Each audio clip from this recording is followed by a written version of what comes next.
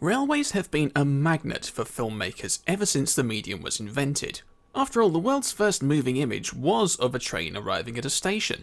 And ever since, filmmakers have explored new and inventive ways of making trains look more dramatic and relevant in a visual context. Sure, it doesn't always work, but for most of the time, whenever there's a real steam engine on the screen, it's usually played up for drama. But the biggest limitation with real trains is that they don't always make the end result look exactly as the filmmakers had in mind. Especially now we've ended up with a fragmented heritage sector, which means the filmmakers have to make do with whatever they can lay their hands on. This can create problems from the point of view of accuracy, particularly when all the other costumes and props are correct. I mean, for such a stylized interpretation lending itself to creative license, Peaky Blinders does give you a pretty good idea of what it was like in early 1920s Birmingham, until you discover the train they use at the end of Series 3 is made of a Black 5 and some BR wagons. And then there's the Mark I coaches that appear at the end of Chris Nolan's recent epic, Dunkirk. You've spent the whole film feeling as if you really are in World War II, only to realise from the coaching stock that it was just an interpretation. For me, I can let these things go because, as a filmmaker myself, I know firsthand that you just have to make do with what you can get. But for all the keyboard warriors out there, it's kind of like turning an actor out in full period costume, but still wearing a digital wristwatch. It only takes one tiny detail to completely ruin the whole thing. The other problem is how much time and effort it takes to transform a scene from one interpretation of the past to a completely different interpretation of the past. When MGM Studios knocked on the doors of the Nene Valley Railway to film that circus train scene in Octopussy, the film crew spent weeks down there making Peterborough look something like the USSR, shooting the sequence, and then trying to put things back the way they were found as best as they could. The result is one of the highlights from an otherwise sluggish and clunky chapter in the James Bond franchise, but even the pickiest of people wouldn't give it a pass. The film was set in East Germany, but most of the engines were either Swedish or Danish, because that's mostly what the Nene Valley just had to offer at that time. They just had to go with that old-time tradition of make do, mend, and pray that the keyboard warriors would keep their mouths shut for a couple of minutes. The only alternative way to get around this problem regarding visual limitation is to do what you normally do with everything else in film. Fake it. In the 21st century, there's been a steady increase in the use of custom-built prop trains for film and television.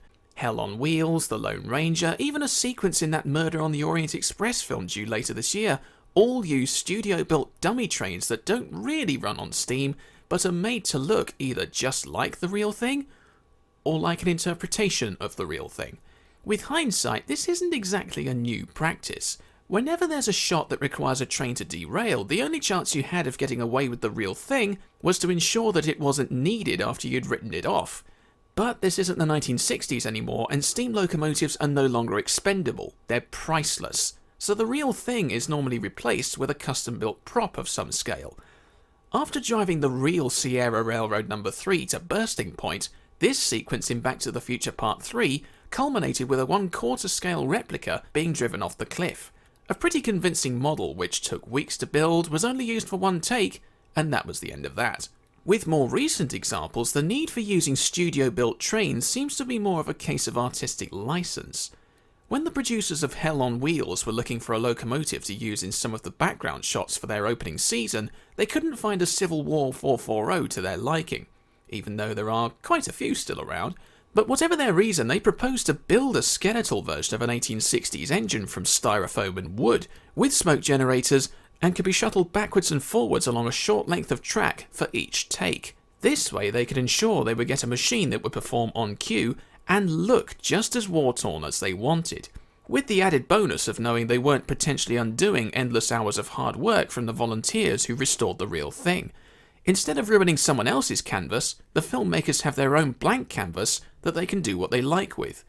There's also things you can do with fake trains that you just couldn't do with the real thing.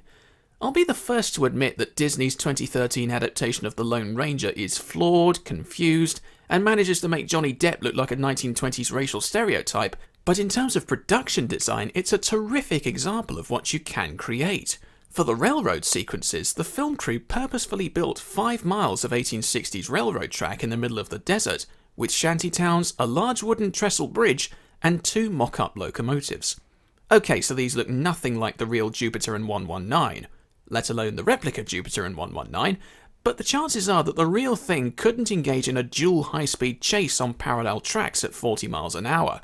And when you're trying to pull this sort of thing off, the last thing you need is to cause a hold-up on a normal main line with normal traffic. So it helps that you have your own full-size train set to play with. Now, I'll admit the railroad sequences are still ridiculously over the top, implausible, and may or may not have resulted in the film being a flop at the box office because it went massively over budget, but they are still some of the most fun parts of the movie. Even people who legitimately hate this film praised this sequence.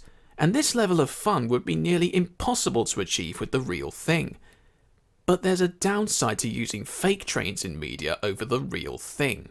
See, when something has been used in a film or a TV show, it suddenly becomes immortalised as that thing from that film or this TV show, which people inevitably want to go and see so they can witness a piece of film history. If it's a steam engine that's been used in a particular sequence at a certain railway, people put a price on the value of witnessing it in person, which can benefit railway, engine, and curators.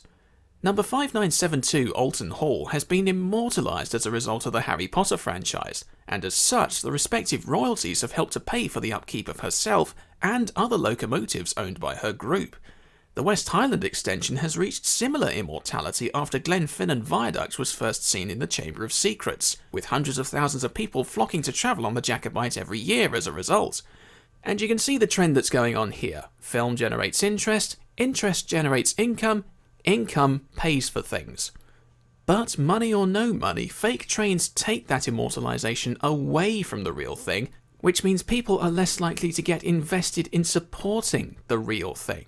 I mean, if the Titfield Thunderbolt was just a skeletal prop, Lion wouldn't be world famous. If the Railway Children was made on a stage with wooden cutouts, how many people would flock to the Keighley and Worth Valley every year? And if Back to the Future Part 3 used that quarter-scale stunt double throughout the whole climax, it would look pretty stupid. But also, generations of people wouldn't have been introduced to Sierra Railroad No. 3, unless they looked even further back to other highlights from her career. And if those highlights were made using fakes, who would have heard of Sierra Railroad No. 3? It doesn't matter how long a train is seen on screen, it's still recognised, but more so if you can go and see it. How many people care about the fake trains used in Oliver? Hardly any, because they were on screen for a couple of seconds and they no longer exist. Yet there was quite a stir in February 2016 when the C-Class from the Bluebell went up to King's Cross for a couple of days, only to appear in about 4 seconds of Wonder Woman. 4 seconds which could have so easily been faked with a computer simulation of a Bachmann train set. Trust me, you'd have to see the film to know what I'm talking about. For me, the fake train scenario is a two-edged sword. Yes, you can recreate anything from any period, but at the cost of the real thing. The real thing may not be 100% what the filmmakers are asking for, but it can benefit from the exposure, whereas the props might be lucky to end up in a museum or a theme park, as they usually end up in a private collection or the skip. And not every private collector has a garden that's big enough to house a full-size steam engine, real or otherwise. A studio-built train is a nice technique to use in a film every now and then, but like all techniques in film, once you overuse it, it gets to the point where the audience just knows that it's a fake. As far as I'm concerned, fake trains work at their best when they're used alongside the real thing. Just like the marriage of CGI and animatronics in Jurassic Park, when you merge the two together between cuts, it helps to fool the eye into thinking which is which. In doing so, adding more depth and realism to the illusion, helping it to stand up as years go by. And the same thing can be said for sequences which use both real and fake trains. In Tough Guys, the real daylight charges the Mexican border, but it's the fully convincing falsie that drives through it. Good luck stopping that one, Dumbo. In short, there's a lot to gain from using a made-up interpretation of a real train for the sake of enhancing an illusion. But just like every other technique, once you exploit it, you can easily spoil the illusion by detracting a little too far from reality. I'm Chris, and I'm here to gauge the issue.